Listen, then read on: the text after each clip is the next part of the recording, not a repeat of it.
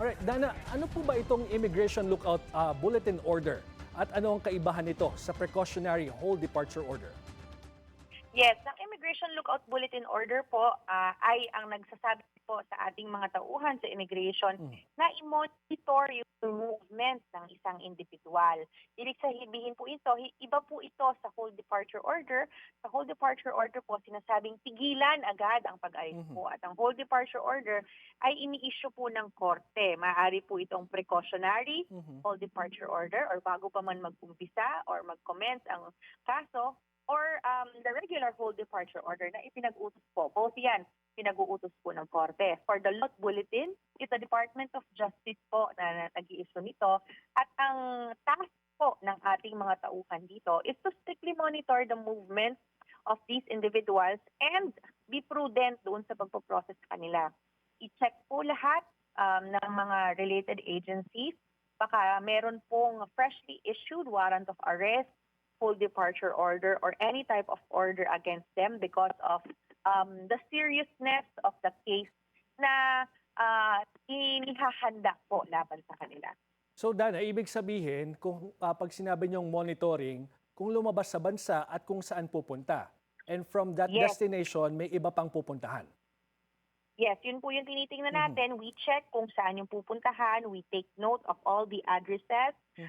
We also call yung mga relevant agencies, yung mga korte involved, yung Department of Justice, yung kapulisan po natin, to confirm baka up to the last minute bago lumipad yung tao, meron pang inilabas ang korte na order po tungkol dito sa taong ito. Kung meron man, halimbawa, at the last minute, naglabas pala ng precautionary whole departure order, say for example, we will get a copy of that and we will implement it. Without any other order po, monitoring po ng kanilang movements ang ating ginagawa.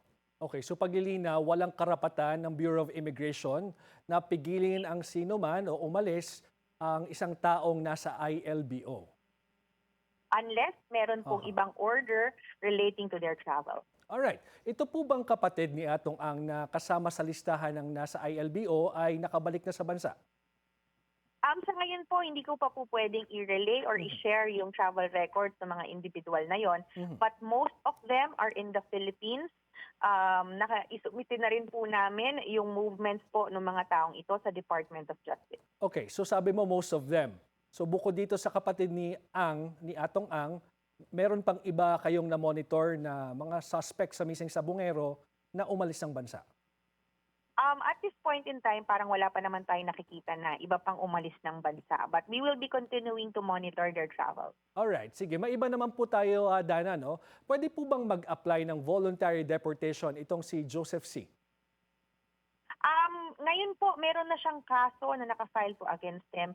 Meron na pong deportation case na nilalatag po sa kanya. So ang voluntary deportation order kasi, it would mean that the person is parang surrendering himself and accepting that he does indeed have an immigration violation.